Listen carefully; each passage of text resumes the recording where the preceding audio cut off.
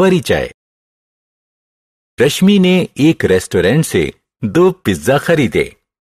प्रत्येक पिज्जा 6 टुकड़ों में कटा हुआ था, इसलिए उसके पास 12 टुकड़े थे। रश्मि को ये पिज्जा अपने 3 दोस्तों और खुद के बीच बांटना था। इसका अर्थ है कि वे कुल 4 दोस्त थे। पहले उसने अपने तीनों दोस्तों और खुद को 2-2 टुकड़े दिए। उसके पास अभी भी 4 टुकड़े बच गए। उसने अपने समेत हर एक को 1 टुकड़ा फिर दिया। इस प्रकार रश्मि ने पिज्जा को सफलतापूर्वक बराबर बराबर बांटा। इस पाठ में हम भाग के बारे में विस्तार से सीखेंगे। आओ सीखें। भाग के नियमों का प्रयोग करके संख्याओं में भाग देना। भाग के प्रतीक चिन्ह को पहचानना। संख्याओं को समूह में भाग देना। गुणन के नियमों की सहायता से संख्याओं में भाग देना। 10 के गुणज से भाग देना। संख्याओं को 1 या 2 अंकों के भाजक से भाग देना। किसी भाग संक्रिया के भागफल का आकलन करना। भाग का नियम 1। भाग किसी संख्या को कई बराबर समूह में बांट देता है। उदाहरण स्वरूप, जब हम 6 को 3 से भाग देते हैं तो हम 6 को 2 के 3 बराबर समूहों में बांट देते हैं। किसी संख्या को 0 से भाग नहीं दिया जा सकता, क्योंकि किसी संख्या को 0 समूहों में बांटना संभव नहीं है। किसी भी संख्या से 0 को भाग देने पर भागफल 0 होगा, क्योंकि 0 को जब समूहों में बांटा जाएगा तो परिणाम 0 ही होगा। किसी संख्या को 1 से भाग देने पर परिणाम वह संख्या ही होती है। 1 को 1 से भाग देने पर परिणाम 1 होगा। 2 को 1 से भाग देने पर परिणाम 2 होगा। 3 को 1 से भाग देने पर परिणाम 3 और आगे भी इसी प्रकार चलेगा।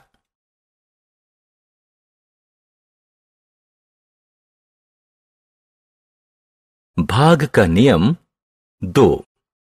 आइए 2 और 3 के भाग के नियम सीखें।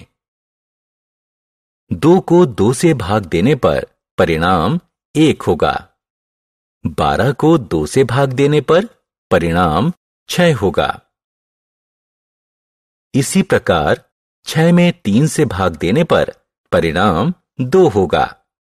अब आइए 4, 5 और 6 के भाग के नियम देखें। 4 को 4 से भाग देने पर परिणाम 1 होगा। 20 को 4 से भाग देने पर परिणाम 5 होगा। 10 को 5 से भाग देने पर परिणाम 2 होगा। इसी प्रकार 18 में 6 से भाग देने पर परिणाम 3 होगा। अब 7, 8 और 9 के भाग के नियम जानने का समय है। 21 को 7 से भाग देने पर परिणाम 3 होगा। 56 को 7 से भाग देने पर परिणाम 8 होगा। 64 को 8 से भाग देने पर परिणाम 8 होगा। 72 को 9 से भाग देने पर परिणाम 8 होगा।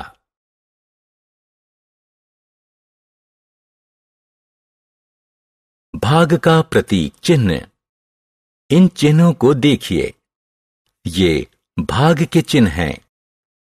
उदाहरण स्वरूप 4 को 2 से भाग को इस तरह लिखा जा सकता है।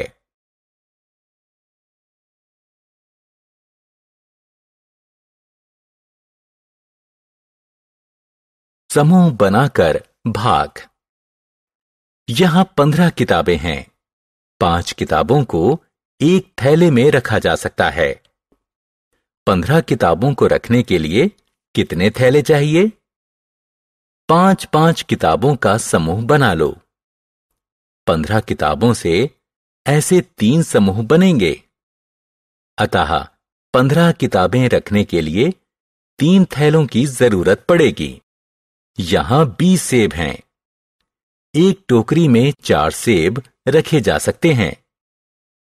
20 सेब रखने के लिए कितनी टोकरियों की जरूरत पड़ेगी? 4-4 सेबों का समूह बनाइए। 20 सेबों से ऐसे 5 समूह बनेंगे, इसलिए 5 टोकरियों की जरूरत पड़ेगी।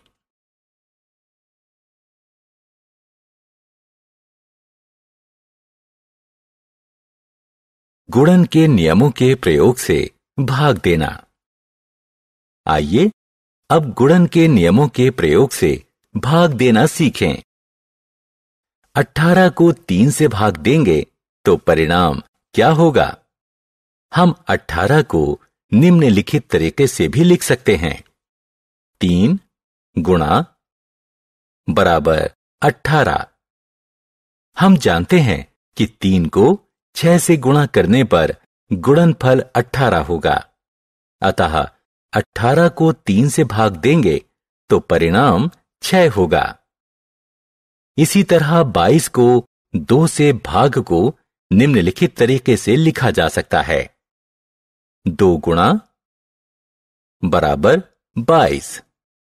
हम जानते हैं कि 2 का 11 से गुणा करने पर गुणनफल 22 होता है। इसलिए 22 को 2 से भाग देने पर परिणाम 11 होगा। 10 के गुणज से भाग। जिनकी संख्याओं का अंतिम अंक 0 होता है वो 10 की गुणज होती हैं। आइए 400 को 5 से भाग दें।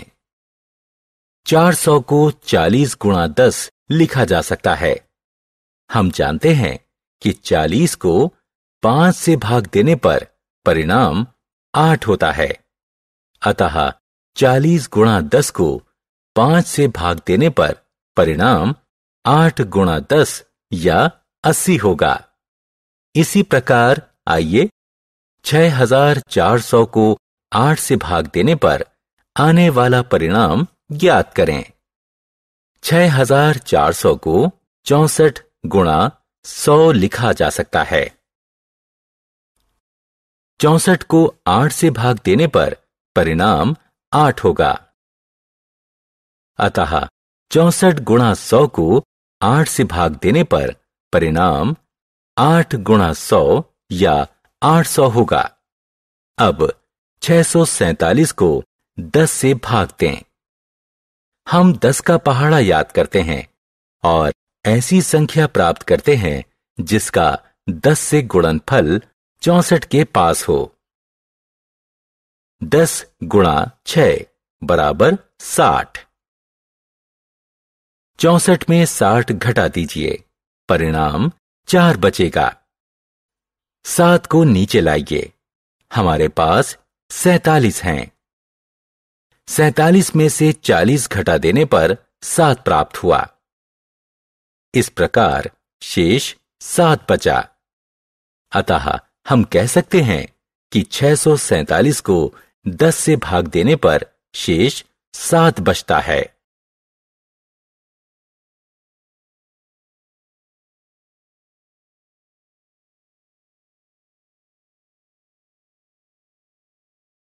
एक अंक की संख्या से भाग। आइए अब 128 को 8 से भाग दें। क्योंकि 1 8 से कम है, इसलिए हम 12 को 8 से भाग देंगे। 8 का पहाड़ा याद करें। 8 एकम 8, 8 दूनी 16, 16 8 से बड़ा है, इसलिए हम 8 एकम 8 का प्रयोग करेंगे। 128 के ऊपर 1 लिखिए। 12 में से 8 घटाइए। 4 को उत्तर के रूप में लिखिए। 8 को नीचे लाइए। अब 48 को 8 से भाग दीजिए।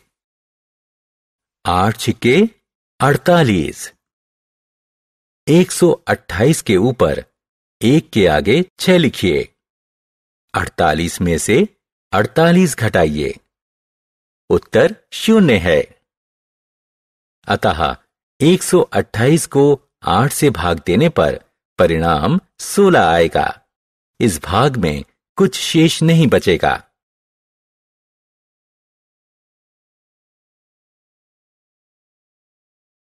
दो अंकों की संख्या से भाग। 866 को 21 से भाग दीजिए।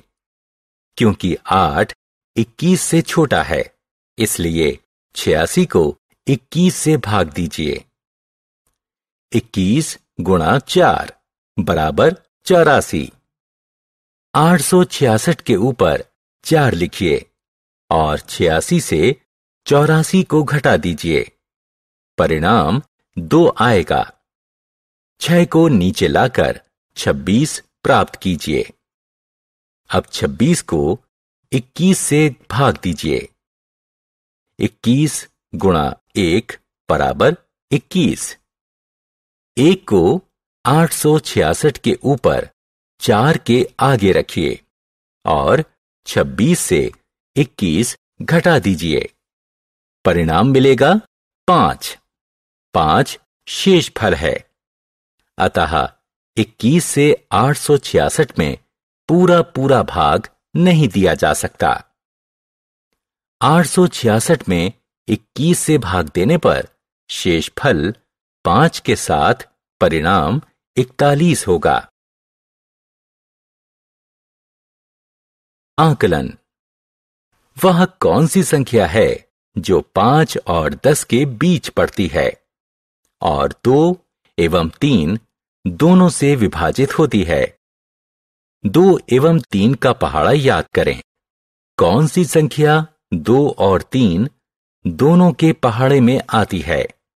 वह संख्या है 6 और 6 ही 5 और 10 के बीच पड़ती है। अतः हम कह सकते हैं कि 6 ही वो संख्या है जो 2 और 3 दोनों से विभाजित होती है। हमने क्या चर्चा की? किसी संख्या को 1 से भाग देने पर परिणाम वह संख्या ही होती है। 0 को किसी संख्या से भाग देने पर परिणाम 0 होता है। 0 से भाग देना संभव नहीं है। ये भाग के प्रतीक चिन्ह हैं। गुणन के नियमों की सहायता से संख्याओं को भाग दिया जा सकता है। समूह बनाकर भाग संभव है। किसी भाग संक्रिया के परिणाम का आकलन किया जा सकता है।